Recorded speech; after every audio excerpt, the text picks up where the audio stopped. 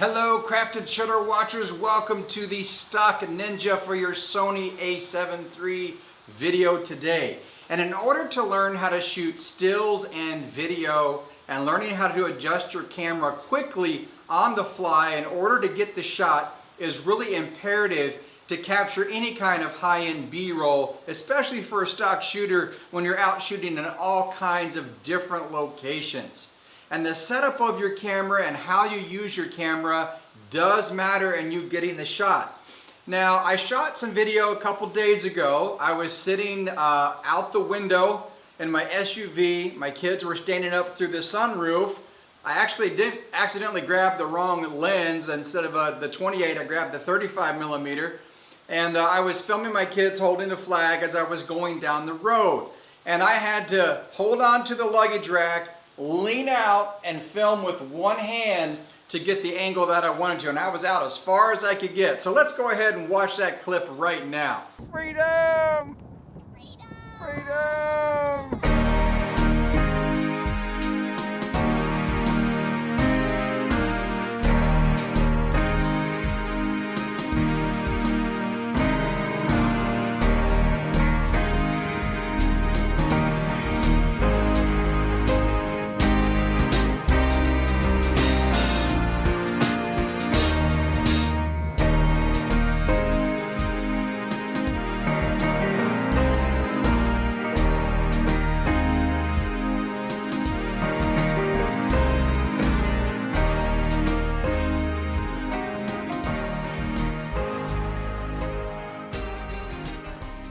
Okay everybody, I hope you enjoyed that clip, and one thing that's important is that I had to be able to control my camera pretty well with one hand while shooting those clips. I had to be, it wasn't an easy environment to shoot in. It was a lot of fun, but it wasn't easy. So I'm going to put my camera in front there and let you see how I have my Sony A7 III set up. But the principles that I'm going to show you apply to absolutely any camera you may own. And it needs to get you thinking about how you use your gear and the best way in which to operate it so that you can be efficient and quick and not miss the shot that you want to get. You know, before I jump into the camera, I did have a couple questions on how did I hold my camera so steady for the haircut clips that I put it up on the Facebook group page. And the Sony A7 III does not have fantastic stabilization. I could walk with my EM1 one-handed or move carefully and it would be fine, but not the Sony. So if I'm shooting 4K 30p, then I'm holding both hands, I'm using the strap, and I'm just doing this kind of movement, or I'm doing this kind of movement, or I'm doing this kind of movement, and I'm keeping it snug on my neck. And I'm not usually doing this, I'm more using my body, and that way I can stand in one location and get different angles and get them smooth. That is the way I get smooth 4K without anything but my strap. Now, I do use a gimbal with this, specifically with this lens.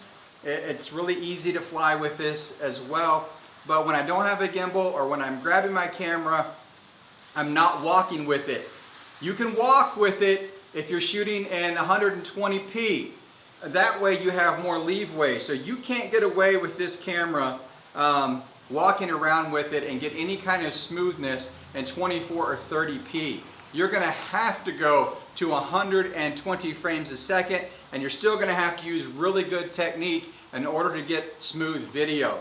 So that's how I get smooth video when I'm just grabbing it. I'm usually finding a spot, anchoring, and moving the camera where I want based on my strap. That's how I get smooth 4K without a tripod or a gimbal. That being said, I like to use my tripod and I like to use my gimbal, and I do so when time permits. So here, let's jump into that tutorial. Okay everybody, here I have my Sony A7 III, okay? And as you can see, this is how it looks and the buttons are laid out. Now for me, I have it set so I can stay in autofocus. You can tap on the screen, which is what I do a lot, or you can use the joystick and then you can halfway press down to confirm your focus. But once I confirm my focus, I immediately press this button, which turns me into manual focus. So I just keep that, and then I turn it back on to autofocus. If I want to readjust, I halfway press down, turn it back into manual focus. And this is really, really important in order to be able to work quickly and efficiently and not missing a shot or messing up your focus. Now over here on C3, I have it set to white balance. So I can just come in here and quickly set to white balance. If I'm working in an environment where there's a lot of different changes or 2 or 3, I will sometimes leave it in auto white balance, because if you set your white balance and then you forget and move into an environment, you're gonna get hosed, and it's really hard to correct in post unless you're shooting with RAW. Okay, the next thing I want you to see here on the camera is the zoom feature, which I have programmed as the 2 top buttons right there. And so I have this one first, and you can't do this in 120. You can only do that in 30 or 24 frames a second. So I can do that there, and then I have the extra digital zoom pressed in there as well, or I can dial that in or dial that out, okay? So that is where I have those 2 set right at the top. That gives me, on my prime lenses, a little bit more zoom. The reason I put the digital zoom here is I would rather get the shot and have just a tiny bit lower quality than miss the shot. It is something I rarely use, but it does come in handy when you need to get the shot. So that's zoom 1, which is the most. It's actually programmed to my C2 and then my C1. This is the most comfortable for me to press, so that's the one I leave on there, and I use that quite a bit when I'm shooting because there's 0 loss of quality.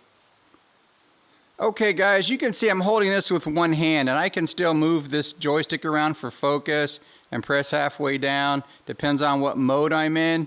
And but for ISO, I put that right here on the dial, so I can just click, and I like it to click, and I can immediately adjust the ISO settings and just click it off. So that's where I have my ISO set right there. And I don't really have this function button programmed for anything at the moment because I don't use it a lot. Now this one right here, this one is for eye detection. Now, I didn't upgrade my software because I like to be in control of when eye detection is going to be turned on. So when I'm taking pictures, I just hold this down, it turns on eye detection, and then I can just shoot. So that is that simple there. And really, with this simple setup, I leave my camera in continuous autofocus. Then I can touch the screen if I want to. I can turn it on. I obviously change the focus area because I'm on the crop factor. Let's do this out. Okay. And there's my green box. And then I can go to manual focus right there, turn autofocus back on, reconfigure, go back to manual and shoot.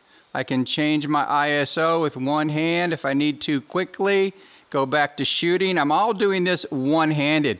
Usually I'm shooting like this with 2 hands, so it's really, really quick for me to move around and get things quickly. And this is where muscle memory comes in to a really important factor with your camera, because if you can't operate quickly, now of course I have the dial set here for my speed. For video, I don't normally mess with that, but the front on the aperture I do mess with, and that's my front dial there. So I'll use that to change, but my back dial when video, I usually just leave it as is. I use the 90-degree shutter rule. Also another trick is if you are in changing environments quickly, the Sony does so well with ISO, you can leave it in auto ISO, and that will also just make it so you just have to focus on your aperture, and that way you can control the light with just that one dial, which I think is really important. Okay guys, now last but not least in any way is how I have my setup on my dial. I use M for photos, and I have it set to continuous. So when I'm shooting, it's fast, okay? Now the good thing about this is, when I come back to 1, for me, that is 4K 30p, which is my main go-to. And so it automatically sets my to 1/60th, it sets my shutter speed as soon as I turn back from photo. As you can see, it will go back into photo down to 1/30th, so my photo stays on M, a 4K 30p is on 1, and 120 frames a second is on number 2. So between these three is where I'm working, and these can be done quickly. So if I'm out and I'm shooting, 120 frames a second, I'm going to move to stills. It's a quick button, and I'm back up, and I'm firing off stills. I go back to 120 frames a second. Everything is set, and boom, I'm ready to go. So that is exactly how it is quickly set up for me. And I hope you find this useful, because if you set up your camera, you can operate it really, really quickly like this. You're going to do so much better at capturing those moments quickly, and you're going to be comfortable that you got the shot versus missed the shot. One other thing I want to tell you about the A7 III is I have dual card slots right here, 1 and 2. And I have photos going into card slot 1 and video going into card slot 2. And that makes it really, really convenient when I get home and post. So I just pull out 1 card for video and 1 card for photo. Hope this helps you. Okay, everybody, I hope you enjoyed that tutorial on the Sony A7 III. I hope you got something out of it. We are not under lockdown here in South Carolina, but it's been raining for a couple days, and I just wanted to get outside. I'm in a picnic shelter not far from my house.